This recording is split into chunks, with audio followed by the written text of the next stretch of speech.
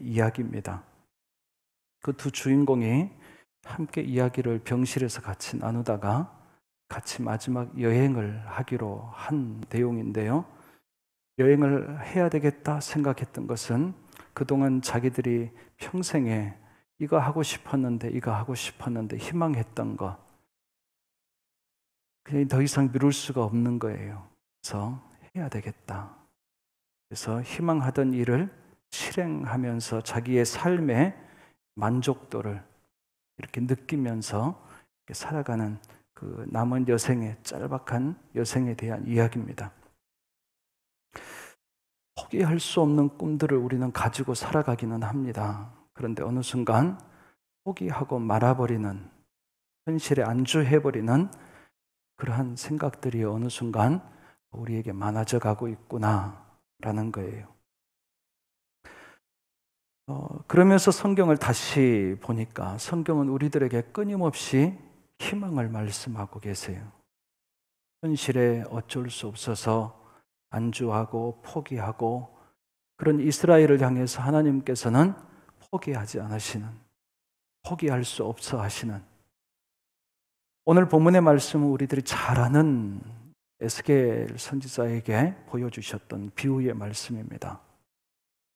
이 환상 가운데에서 보여주셨던 이 말씀을 통해서 하나님은 이스라엘 백성들을 포기할 수 없다라고 하는 굵직한 메시지를, 아주 묵직한 메시지를 우리들에게 남겨주고 있습니다.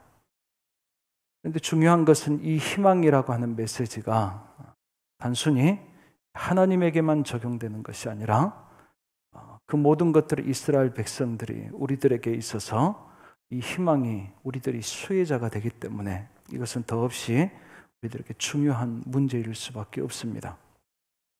희망을 우리들의 입장에서는 포기하지 않는 거예요.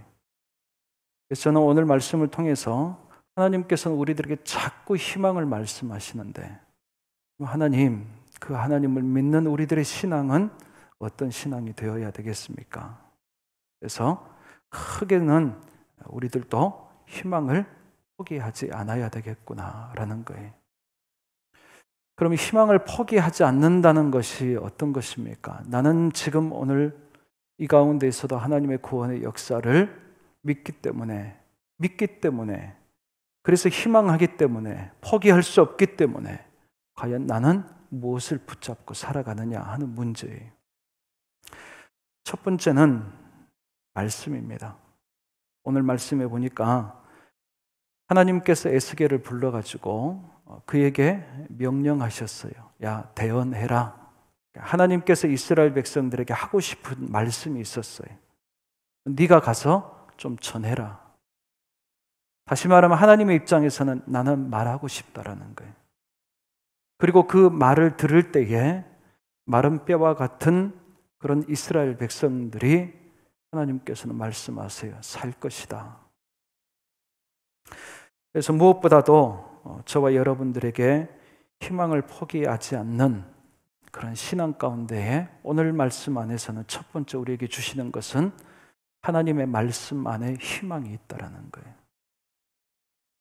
저와 여러분들이 사순절이라고 하는 기간과 교묘하게 겹쳐서 이 상황 가운데에서 우리가 그래도 말씀을 쓰고 말씀을 읽어보고 말씀을 암송해 보려고 애쓰고 힘써 주시는 성도들이 계시리라 생각합니다. 단순히 할 일 없으니까 그거라도 하면서 시간 보내자, 그런 의미는 추호도 없었습니다.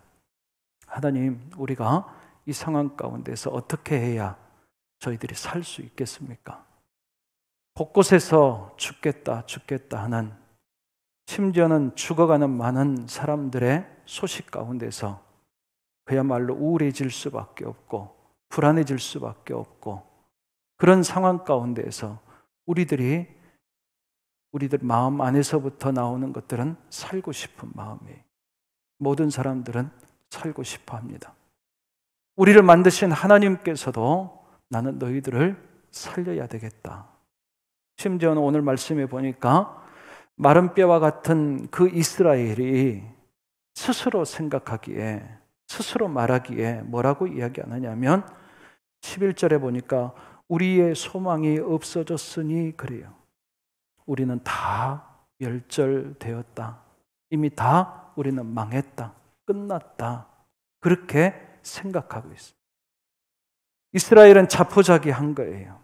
이스라엘이 스스로 희망했다 하면서 하나님 앞에 도와달라 하는 그 순간도, 그 고비도 넘어가 버렸어요. 그리고 자기들 안에 이미 포기가 되어졌어요. 그런데 그때에 하나님께서는 나는 너희들을 살릴 것이다 말씀하시는 거예요. 그러니까 하나님께서는 포기하지 않으셨어요. 그 포기하지 않으셨던 그 뜻을, 그 아버지의 마음을, 그 하나님의 마음을 어디에 담으셨냐면 말씀에 담으셨어요. 그리고 그 말씀을 들으라는 거예요. 그래서 저는 믿습니다. 우리가 하나님 말씀 안에서 이렇게 세상이 어떻게 보면 우울하고 때로는 어둡고 때로는 곳곳에서 탄식 소리와 절망의 소리가 나오는 이때에 다른 것이 저와 여러분들에게 희망을 보여주기보다는 뭔가 찾고 싶잖아요. 뭔가 한번 웃고 싶단 말이에요. 그래서 더 코미디 프로를 본다든지 뭐 그런 예능 프로를 더 많이 볼 수도 있겠지만, 그렇지만 저와 여러분들의 영혼이 웃을 수 있고 또 영혼이 불안해하지 않을 수 있고, 그 방법은 어디에 있을까? 오늘 말씀 안에서 하나님의 말씀에 희망이 있는 줄로 믿고 그 말씀 안에서 저와 여러분들이 희망을 찾아가는 우리 모두가 다 될 수 있기를 간절히 원합니다. 에스겔이 보기에도 심히 마른 뼈였어요. 하나님께서 에스겔에게 묻습니다. 3절에 보니까 이 뼈들이 능히 살 수 있겠느냐? 에스겔은 이렇게 대답했어요. 주 여호와여, 주께서 아시나이다. 이 말뜻이 어떤 말뜻이었을까? 주님, 제가 보기에는 마른 뼈인데요, 주님도 보시기에 소망이 없지 않겠습니까? 이런 투였을까? 아니면 한 가닥의 희망을 하나님께만 두고 이야기했을까? 알 길이 없는 짤막한 그런 대답이었지만 우리들은 여러 가지 생각을 합니다. 무엇보다도 중요한 것은 그럼에도 불구하고 하나님께서 이스라엘에게 희망하고 계셨다라는 거예요. 그렇기 때문에 저와 여러분들의 우리의 인생 가운데, 이 세상 가운데 희망이 있다? 사실은 낙관하기 쉽지 않는 세상인 것을 우리가 알면서도 속고 살아요. 이 세상에 희망이 없다라고 하는 것을 알고 그렇게 말하면서도 거기 안에서 희망하면서 뭔가 기대하면서 우리는 아웅다웅 살아왔어요. 근데 저와 여러분들이 오늘 이 말씀을 통해서 무엇보다도 하나님께 희망이 있는 것을 우리가 찾을 수 있는 방법은 그거예요. 하나님의 말씀을 통해서 찾는 거예요. 말씀 안에서 보면서 주님, 그렇지요. 주님께 소망이 있습니다. 주님께 소망이 있습니다. 말씀 안에서 우리가 희망을 보았다, 발견했다, 찾았다 한다면 이제 그 희망을 내 것으로 만들어야 되는 다음 단계가 있습니다. 그러니까 말씀 자체가 우리들에게 무언가를 다 해답을 끝내주지는 않았어요. 해결 자체를, 길은 보여주었어요. 오늘 말씀의 두 번째는 우리가 끝까지 희망해야 되는 것, 희망하면서 놓치지 않아야 될 것. 오늘 말씀에서는 하나님께서 무엇을 이야기하셨냐면 생기를 이야기하셨어요. 생기, 생명, 성령, 하나님의 영. 그래서 5절에서도 내가 생기를 너희에게 들어가게 하리니 너희가 살아나리라 그랬습니다. 생기가.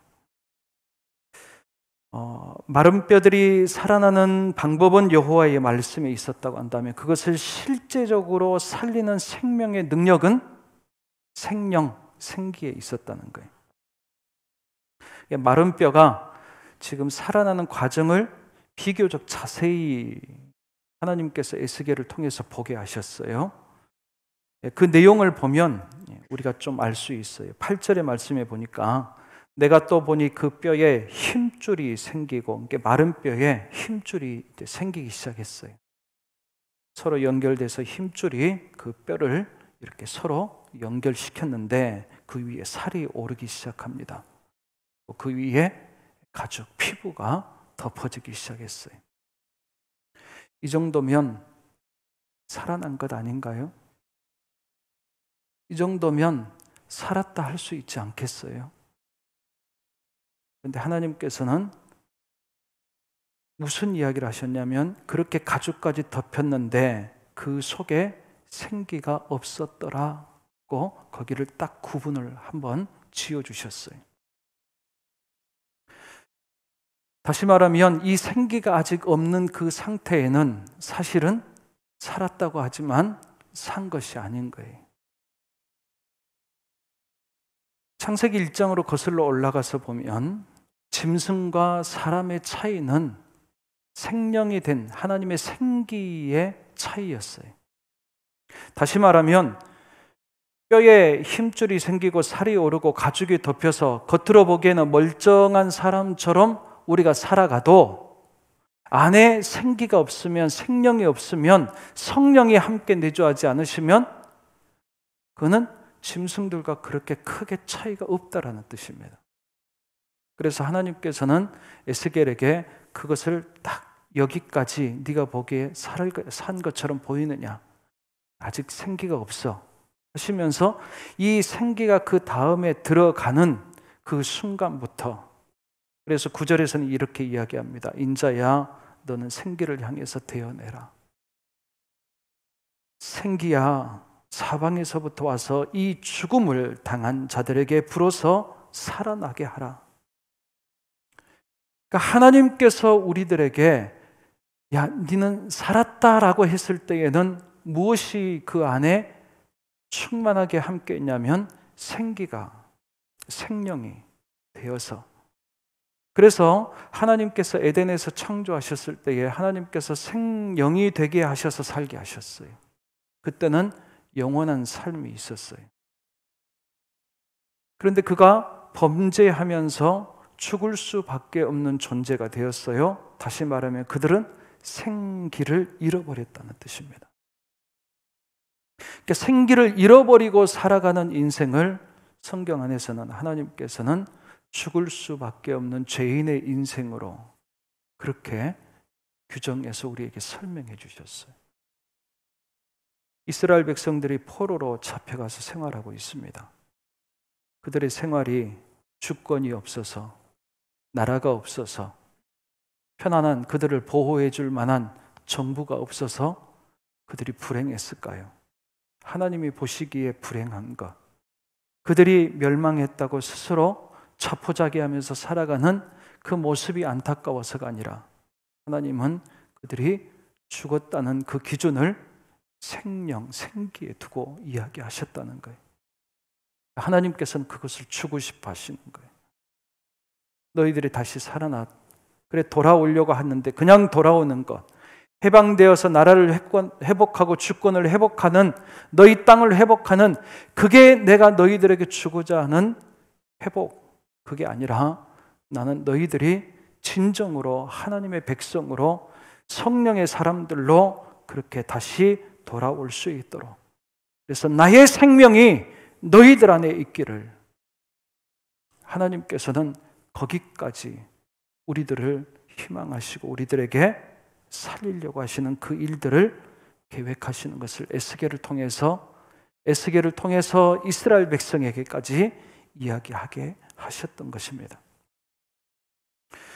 저는 그래서 좀 더 욕심을 내봅니다. 하나님, 이 코로나가 빨리 진정이 되었으면, 잡혔으면 좋겠습니다. 하는 질병에 대한 그 부분도 있지만 좀 더 나아가서 하나님께서 에스겔을 통해서 그들이 포로로 잡혀갔다 돌아오는 것만 해도 괜찮다고 생각하는 그 사람들의 생각과는 다르게 하나님께서는 아니다, 나는 너희들을 단순히 포로에서 돌아오게 하는 것이 아니라 내 백성으로, 내 군대로 돌아오게 할 것이다. 하나님께서는 여기까지 생각하셨던 거예요. 저는 그래서 우리가 코로나를 지나고 난 다음에는 저와 여러분들의 신앙이 이전보다도 훨씬 더 강해진 신앙으로 우리가 돌아올 수 있기를 주님의 이름으로 간절히 축복합니다. 이전에는 산 것인지 죽은 것인지 적당하게 우리가 그랬다고 한다면 이제는 분명하게 살 수 있는 성령의 사람들로, 성령의 교회로 저와 여러분들이 돌아올 수 있기를 주의 이름으로 간절히 축복합니다. 이게 하나님께서 에스겔을 통해서 보여주셨던 희망이었어요. 하나님의 기대, 하나님의 꿈, 하나님이 하시겠다라고 하시는 하나님의 의지가 거기까지 있었어요. 그러니 저와 여러분들이 이 은혜까지 다 들어갈 수 있기를 간절히 원합니다. 그래서 저와 여러분들이 우리의 영이 살아야 되지 않겠어요? 저와 여러분들이 우리의 생각대로 우리의 뜻대로만 살아왔던 우리들의 삶이 이제는 성령이 우리 안에 함께 하셔서 성령의 사람들로, 성령의 교회들로, 그래서 하나님께서 우리에게 주시는 영생이라고 하는 그 생명을 소유하면서 우리가 살아갈 수 있는 저와 여러분들이 다 될 수 있기를 주님의 이름으로 간절히 축복합니다. 그렇다고 한다면 이 성령이 있는 삶과 없는 삶의 차이를 어느 정도 우리가 좀 이해할 수 있을 것 같아요. 하나님께서 우리에게 창조하시고 살아가게 하신 원래 근본적인 삶은 성령이 우리 안에 계셔서, 그래서 영원한 삶을 단순히 오래 사는 장수의 개념이 아닌 거예요. 하나님이 함께 계셔서 살 수 있는 그런 삶을 계획하셨는데 그것이 더 나은 삶이구나 하는 것을 우리가 봅니다. 그런데 그러면 하나님 어떻게 해야 우리가 성령의 충만한 삶을 살 수 있겠습니까? 요한복음 7장 38절의 말씀에 보니까 이런 말씀이 있습니다. 나를 믿는 자는 성경의 이름과 같이 그 배에서 생수의 강이 흘러나오리라. 그러니까 성령이 우리 안에 오시는 조건을 요한복음에서는 뭐라고 이야기하셨냐면 믿으면 그러면 성령이 우리에게 임하시는 겁니까? 믿음의 문제였구나 하는 거예요. 그러면 믿는다는 것이 무엇입니까? 하는 질문을 다시 한번 우리가 할 수밖에 없어요. 어떻게 해야 우리의 믿음이 더 성숙하고 온전해지고 더 강해지고 더 커지고 그렇게 할 수 있느냐라는 거예요. 에베소서 1장 13절에 보니까 그 안에서 너희도 진리의 말씀 곧 너희의 구원의 복음을 듣고 그 안에서 또한 믿어 약속의 성령으로 인치심을 받았으니 그랬어요. 우리의 믿음이 어디에서부터 나왔는지에 대해서 설명하는데 그것은 우리가 복음을 듣게 되면서 들으면서 우리 안에 뭐가 생긴 거예요? 믿음이 생길 때에 그 믿음 안에서 같이 뭐가 오시는 거예요? 성령이 오시는 거예요. 그렇게 설명했어요. 로마서 10장 17절에서는 믿음은 들음에서 난다 그랬어요. 그리고 그 들음은 하나님의 모든 말씀에서. 그러니까 저와 여러분들이 말씀을 쓰시고 또 읽으시고 또 암송하려고 하실 때에 이거 한 가지 기도하시면 좋을 것 같아요. 주님, 제가 이 하나님의 말씀을 대할 때에 저는 그래서 기록하면서 오늘 분량 하루하루 분량이 있잖아요. 난리 예전에 그렇게라도 썼어요. 근데 이번에는 저기 주신 마음이 있어서 내가 무슨 말씀을 지금 기록하는지 좀 내가 의식적으로 저 좀 또박또박 써야 되겠다. 너무 빨리 쓰려고 하지 말고 또박또박 써야 되겠다. 그러면서 다시 말하면 하나님, 제가 쓰면서도 내가 보지 못했던 말씀을 좀 저에게 눈을 좀 열어주십시오. 이거 쓰면서 제 마음이 하나님에 대한 희망하는 마음들, 하나님께서 우리를 얼만큼 사랑하시고 얼만큼 어떻게 구원하시려고 하시는 그 아버지의 그 마음을 좀 읽어나가게 해주십시오. 한 가지는 주의 성령님, 이 말씀을 쓸 때 성령님 우리 안에 충만하게 해주십시오. 이 은혜가 저와 여러분들 모두에게 다 함께 하시기를 간절히 축복하며 기도합니다. 말씀 안에 우리에게 희망을 보여주셨고 그 안에서 성령께서 저와 여러분들의 삶과 함께 하시고자 하시고 그래서 저와 여러분들을 살리고 싶어 하시는 그 하나님의 마음들을 저와 여러분들이 헤아리는 거예요. 그런데 오늘 말씀을 제가 보면서 에스겔의 존재가 참 중요하구나 하는 생각을 많이 하게 됐어요. 이스라엘 백성들을 살리기 위해서 하나님께서는 에스겔과 같은 선지자들을 자꾸 세우셨어요. 그리고 그들에게 대언하게 하셨어요. 하나님의 말씀을 전해질 수 있도록. 하나님께서 세상을 살리시는 방법이에요. 근데 왜 이게 중요하느냐? 이 영적인 원리가 오늘 우리가 교회가 존재하는 이유이기 때문에 그렇습니다.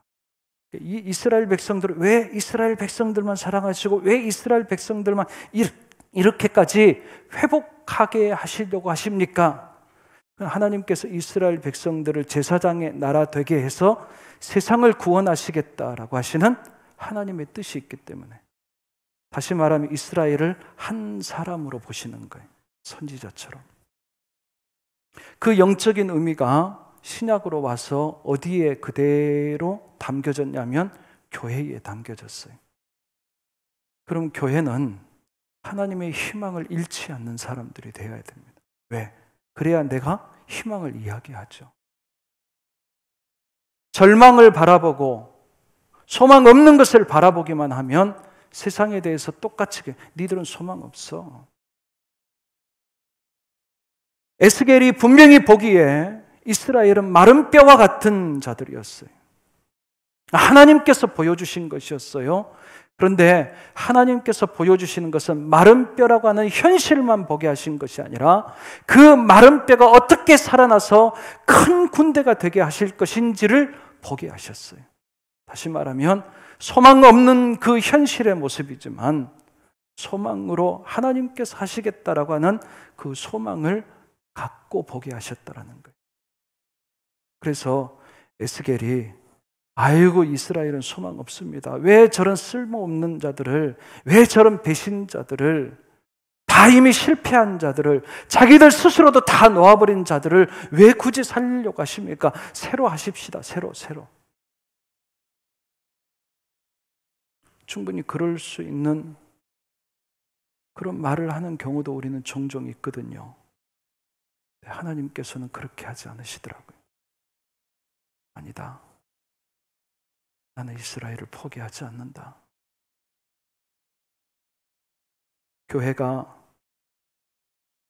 하나님 앞에서 우리가 몇 점 정도를 얻을 수 있을까? 우리들끼리 이야기하면 참 점수를 그렇게 후하게 줄 수 없는 처지라는 것은 아마 저와 여러분들이 크게 다르지 않을 것입니다. 왜? 제 자신들을 알기 때문에. 그럼에도 불구하고 하나님께서는 쓰시려고 하세요. 하나님께서 모세를 쓰시겠다 생각하시고 그를 어렸을 때부터 살리셨어요. 40세 때쯤 되니까 힘도 있고 배움도 있고 위치도 있고 이 정도면 내 민족을 위해서 뭔가 할 수 있다 생각했을 때 하나님께서는 그를 성공하게 하지 않으셨어요. 그를 실패하게 하셨어요. 하나님께서는 그거는 절반 정도다는 거예요. 그래서 40년을 더 훈련시키셨어요. 무슨 훈련을 시키셨을까요?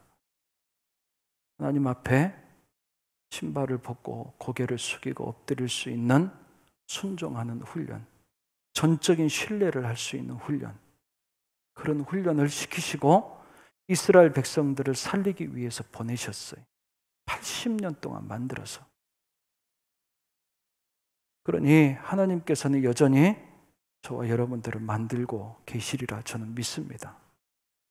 어떻게 보면 여전히 계속 공사 중이에요.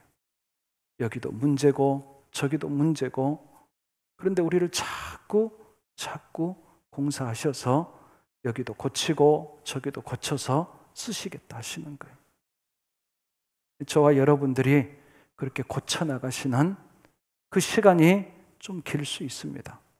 모세도 80년 걸렸는데요. 모세도 80년 걸렸는데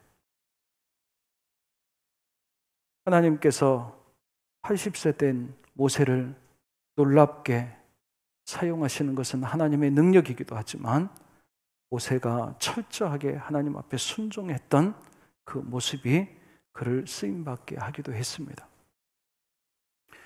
저는 교회가 문제가 많고 지금 체면이 말이 아닌 그런 시대를 우리가 살고 있지만 제가 포기할 수 없는 희망 중에 하나는 교회입니다.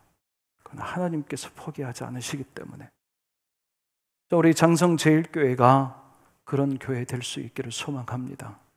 하나님께서 포기하지 않으시는 것을 알고 우리가 스스로 이 정도면 됐다라고 큰 소리치는 것이 아니라 주님이 됐다 하실 때까지 끊임없이 하나님 앞에 만들어져 가고 고쳐지고 그렇게 해서 우리를 쓰시겠다고 하시는 그 하나님의 뜻을 헤아려서 저와 여러분들이 내 만족만을 가지고 그냥 됐다 하는 그런 신앙생활이 아니라 하나님께서 저와 여러분들이 시대를 향해서 이 이스라엘 민족을 위해서 내가 에스겔 너를 지금 사용하고 싶어서 그래서 에스겔에게 환상을 보여주는 거예요. 그 마음뼈가 가득한 골짜기 가서 보여주고 그리고 거기에 대한 하나님의 뜻을 말씀해 주시고 네가 이 말을 꼭 백성들에게 전해주라. 그리고 그것을 백성들에게 가서 전할 수 있는 그 한 사람이 그 시대에 꼭 필요했던 것처럼 저는 오늘날 교회가 세상에 대해서 해야 될 일들이 있다고 믿습니다. 이야기해줘야 될 하나님의 말씀이 있는 줄 믿습니다. 그거 이야기하지 못하고 다른 이야기 하다가 관계가 어긋나고 신뢰가 깨져버리고 더 이상 우리의 입술이 열려질 수 없는 그런 상황 가운데서 우리가 뭐 할 수 있을까? 저는 하나님께서 이 시대에 에스겔과 같은 에스겔만 있었던 것은 아니에요. 에스겔과 같은 그런 선지자들, 하나님의 말씀을 대언하고 하나님의 뜻을 나타내고 그 뜻을 위해서 철저히 순종했던 그런 에스겔과 같이 하나님께서는 사람들을 필요로 합니다. 교회를 필요로 합니다. 이사야 6장 8절에 보면 이사야에게 어떤 마음을 어떤 하나님의 모습을 보게 하셨냐면 하나님께서 사람을 찾는 모습이었어요. 내가 누구를 보낼까? 누가 나를 위해서 갈 수 있을까? 그 모습에 이사야가 가만히 있을 수 없었어요. 부족하지만 제가 여기 있습니다. 저를 보내주십시오. 했던 것처럼 저나 여러분이나 우리가 아직은 하나님 앞에 부족함을 고백하고 인정할 수밖에 없을 겁니다. 그렇지만 저와 여러분들이 주님 제가 여기 있습니다. 이 어두운 세상, 이 죽어가는 세상, 그러나 살리시겠다 하시는 하나님의 그 뜻을 하나님의 영을 통해서 이해하고 우리가 누리고 살아가는 것 그것 말고 더 이상 하나님 이 은혜를, 이 생명을 나누면서 살겠습니다. 예수님께서도 12명의 제자를 부르셨어요. 그 중에 한 명은 떨어져 나갔고 11명은 있지만 그들의 모습도 그렇게 썩 좋은 모습은 아니었어요. 예수님의 십자가 앞에 다 도망가 버렸어요. 얼마나 그 마음이 무너지셨을까? 그럼에도 불구하고 예수님께서는 그 제자들에게 명령하세요. 그들을 다시 부르시고 마태복음 28장 19절에 보니까 너희는 가서 모든 민족을 제자로 삼아 아버지와 아들과 성령의 이름으로 세례를 베풀고 내가 너희에게 분부한 모든 것을 가르쳐 지키게 하라. 볼지어다 내가 세상 끝날까지 너희와 함께 있으리라. 하나님이 주의 성령이 저와 여러분들과 함께 계시는 줄로 믿습니다. 그 은혜로 우리가 이 어려운 시기를 이겨나갈 수 있기를 간절히 원합니다. 더 나아가서 저와 여러분들이 이 세상의 빛과 소금의 역할을 감당하면서 이 세상에 이 지역 안에 상성제일교회가 있어서 참 감사합니다 하는 그런 일들이 우리가 어떻게 해서 그렇게 만들어 나갈 수 있을까 우리가 생각하고 그렇게 하나님께서 쓰시는 귀한 하나님의 교회들이 다 될 수 있기를 주님의 이름으로 간절히 축복합니다. 기도하겠습니다. 하나님 아버지 고맙습니다. 마른 뼈와 같은 저희들이지만 주님께서 포기하지 않으시고 그냥 내버려 두지 않으시고 힘줄을 살을 입히시고 가죽을 덮으셨던, 그래서 생기를 불어넣어 큰 군대가 되게 하셨던 아버지 하나님의 그 뜻을 오늘 우리를 향한 하나님의 뜻인 줄 믿고 아버지 하나님 소망합니다. 아버지 하나님께서 우리 모든 심령들을 위로하시고 죽어가는 이 세상 가운데에서 하나님 저희들이 세상을 살리는 그런 귀한 교회의 사명을 감당하는 우리 모두가 되게 하여 주시옵소서. 예수님의 이름으로 감사하며 기도하옵나이다. 아멘.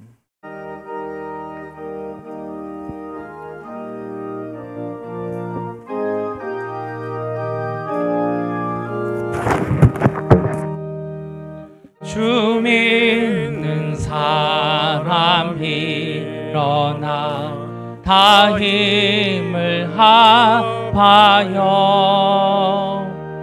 이 세상 모든 마귀를 다쳐서 멸하세.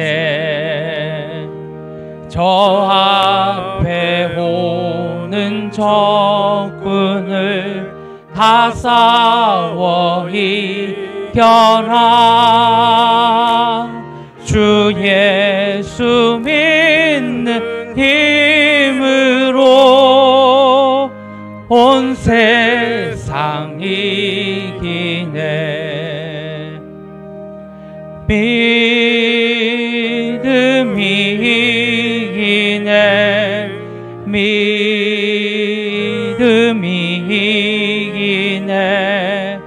주 예수를 믿음이 온 세상이 이기네. 온 인류 마귀 괴율로 큰 죄에 빠지니 진리로 띠를 띠고서 늘 기도드리세. 참 믿고 의지하면서 겁 없이 나갈 때 주 예수 믿는 힘으로 온 세상 이기네. 믿음이 이기네. 믿음이 이기네. 주 예수를 믿음이 온 세상 이기네. 끝까지 이긴 자에게 흰 옷을 입히고 또 영생복을 주시니 참 기쁜 일일세. 이 모든 세상 지나서 저 천성과 도로 주 예수 믿는 힘으로 온 세상 이기네. 믿음이 이기네. 믿음이 이기네. 주 예수를 믿음이 온 세상 이기네.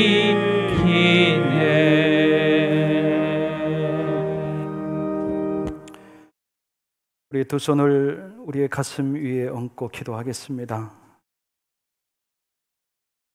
마른 뼈와 같은 저희들을 사랑해 주셔서 감사합니다. 소망 없었던 저희들을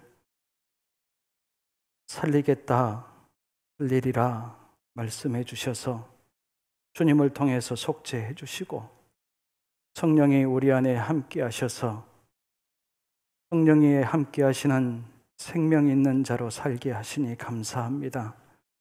하나님, 이것을 우리가 소멸하지 않게 하시고 늘 주의 말씀 안에 하나님의 희망을 보게 하시고 믿음이 더 깊어지게 하시고 아버지 하나님, 세상을 살리시겠다 하시는 하나님의 뜻을 이루어내는 하나님 귀한 믿음의 교회들이 되게 하여 주시옵소서. 아버지 하나님 앞에 감사하는 마음으로 예물을 드립니다. 아버지 하나님께서 이 예물을 받아주시고 또한 이 자리에 함께 하지 못해서 아버지 하나님이 마음으로 준비한 이들의 귀한 손길도 있사오니 하나님께서 함께 받아주시고 영광 받아주시옵소서. 아버지 하나님, 드리는 우리 모든 성도들의 삶이 아버지 하나님 때에 따라서 또 경우에 따라서는 많이 어렵고 힘겹습니다. 하나님께서 도와주시옵소서. 하나님께서 붙잡아 주시옵소서.